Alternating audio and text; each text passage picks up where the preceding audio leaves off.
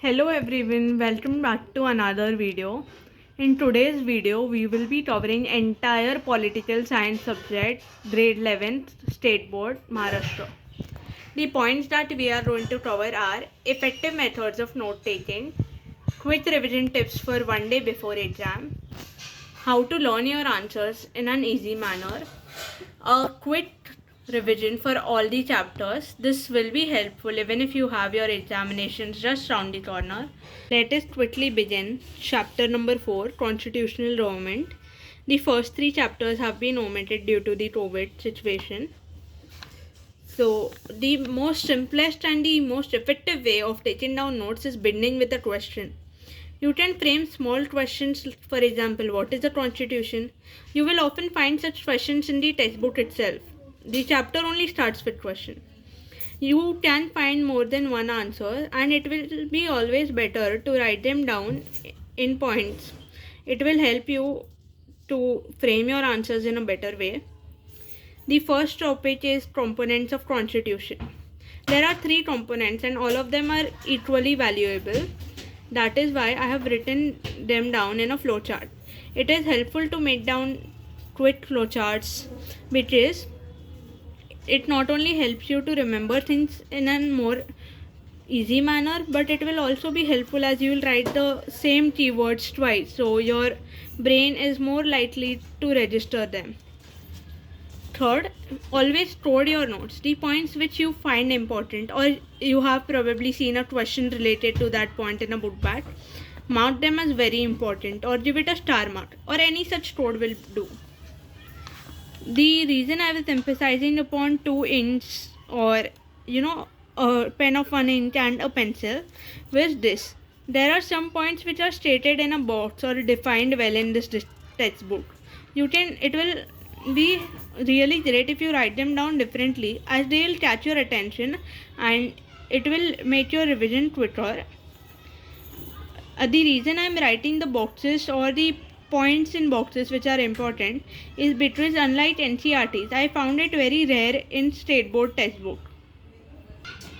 In the next concept of written and unwritten constitution, there is a clear comparison of Indian constitution and that of United Kingdom. Again, here the term rulers has been highlighted by me because it is clearly stated in textbook why the term rulers has been used. Modern constitutionalism. This allows you to clearly see the differences and the similarities between Indian and American constitution. Another important topic in this chapter was that of Keshav Nanda Bharti case. This case has been elaborated upon the Judiciary chapter in the Judiciary chapter as well. That is why it is important. From my point of view, you can have a different conclusion. Executive and parliamentary system, you will be having a complete chapter on executive as well.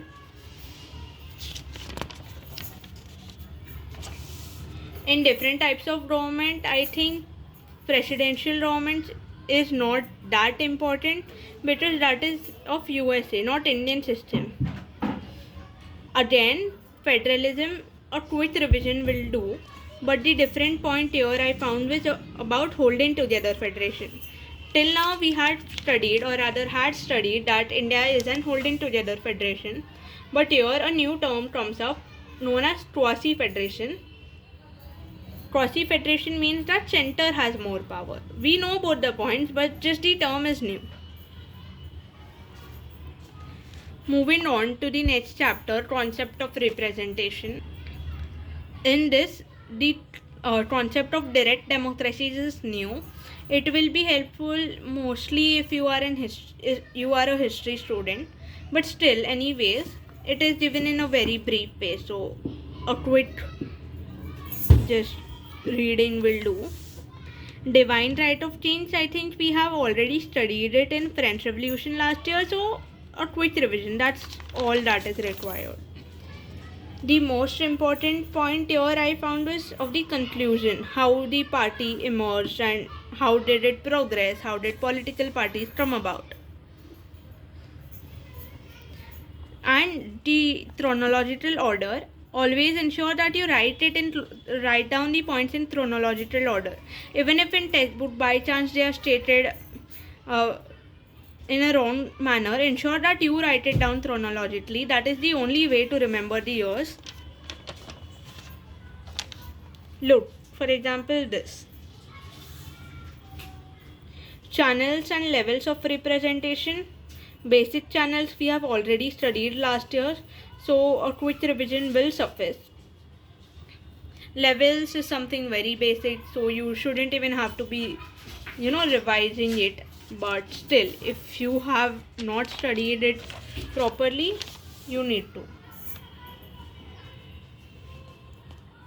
Interest and pressure groups. This concept is new and it needs just more than revision.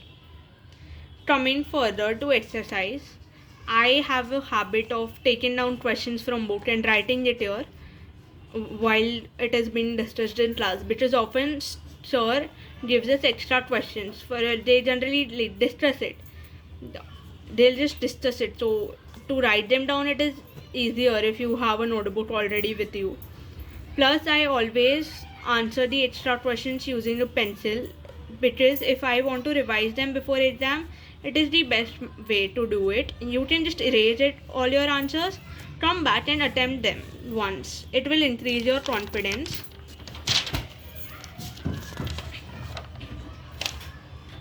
Next chapter is role of judiciary. Don't worry, not everything is important. That is not why it is in blue ink. It is just that by the time I reached this chapter, I realized that even in state board हमें ball pen से ही लिखना पड़ता है board examinations. Sad story. The most important point here is independence of judiciary. From my point of view, the entire chapter revolves around it. There are several new terms here. For example tribunals, हमने NCERTs में इन्हें नहीं पढ़ा है अभी तक. Judiciary को पढ़ा था but still. And writs, this is another new concept and this is very important because endless MCQs and even a long answer can be asked from it.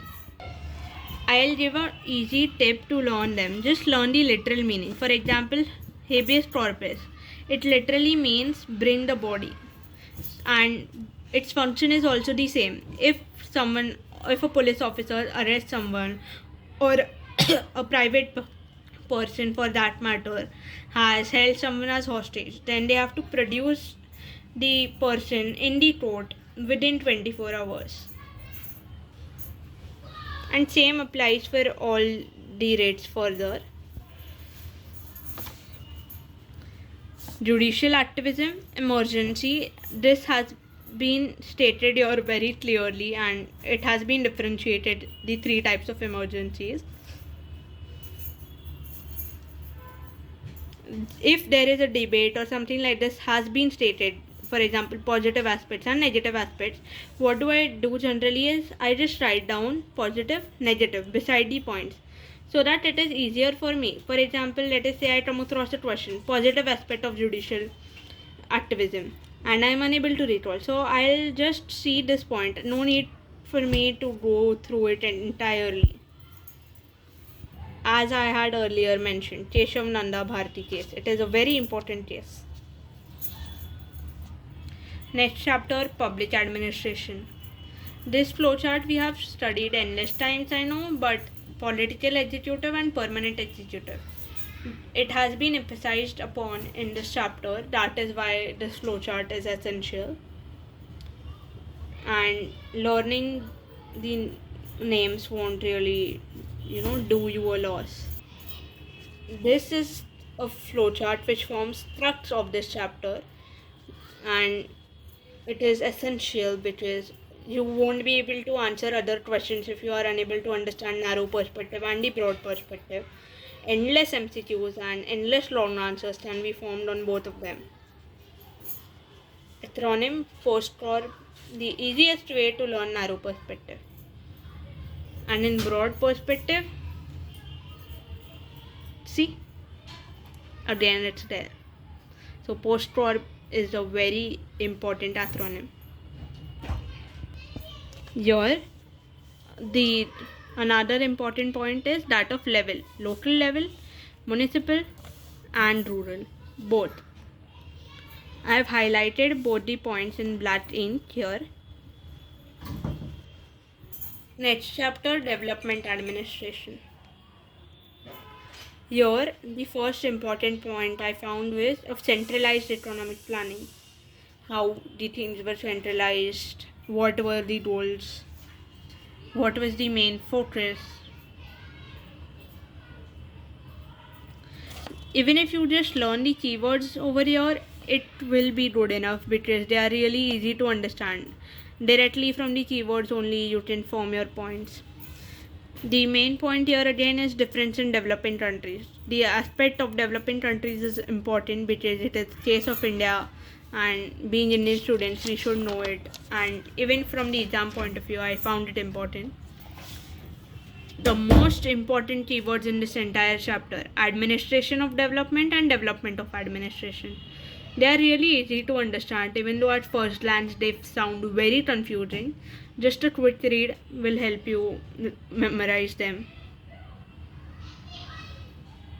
What are the major changes? This is the second point in this chapter, and it can have many long questions on it, and duly considering the fact that we will be having offline examinations now, it won't do any harm. Niti Aayog, I have highlighted this because it is a concept which comes in economics as well, and it interrelates both the subjects. The difference between Niti Aayog and the Planning Commission is a crucial question. Again, as stated earlier, the book back. World since 1945 Part 1 and Part 2 form the crux of your 12th standard. This is just my observation. Our sir has told us that they are extended in 12th standard. That is why I feel they must be important. Division of Europe. Entire chapter, or rather both the chapters revolve around this, how it was divided, then what were the differences that were created. The part about United Nations is a book back question as well, so when you write down the book back answers, it will be covered, I presume. Finland was forced to opt for neutrality. This one point really strikes out because other countries opted for either Soviet or USA, and Finland is sort of in middle. Even if you now study the world map, Finland is still in prime point of entire 1945 part 1 chapter. Even if you just learn this and just quickly revise the rest of chapter, it will be good. Nikita Khrushchev, this leader was phenomenal. He brought a phenomenal change in the entire scene of Cold War. World since 1945 part 2. All the phases are important, so just learning the phase won't do. I believe the chapter is pretty straightforward when it comes to all the phases. Clearly points में ही दिया है text book में, तो इसको ज़्यादा revision करने की ज़रूरत नहीं है. मुझे लिखना पसंद है, मुझे नोट्स मेकिंग की आदत भी है. That's why I have written them down. इधर भी if you made just like small notes for your own self हो जाएगा. नहीं भी करोगे, एग्ज़ाम आ रही है पास में, तो भी चलेगा. डायरेक्टली टेक्स्ट बुक से you can revise, but again ensure that you learn them in the easiest possible way. I prefer flowcharts. You may not. You may prefer writing down in points. But when it comes down to writing in points, it is essential. There is no other alternative for it.